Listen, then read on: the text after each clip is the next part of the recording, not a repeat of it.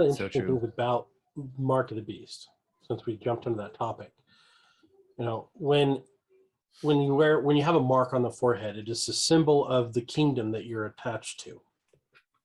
A mark in the hand is a symbol of a promise that you're attached to. So now think of it this way. There are two kingdoms fighting. We know which one will win, God's. And we know which one will lose, Satan's.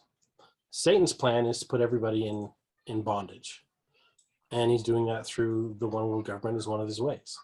Now, knowing that, understanding that, the mark of the beast, whether it's a physical mark, whether it's a tattoo with a barcode, whether it's a chip that's been inserted in your hand, you know, it's a voluntary or involuntary connection to that kingdom, right? And there's a point in time where we're going to have to defect so that we can stay in the kingdom of God. You know, we have to live in the world, but we don't have to be of it. Amen.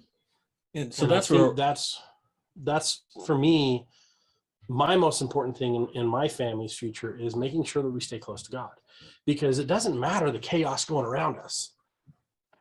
We're told and commanded to be still so that we can feel peace.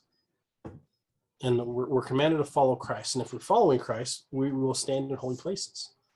And that's being still. Like, you don't have to subscribe to all the craziness. You don't have to subscribe to all the insanity. Like, I look at Joseph of the Old Testament.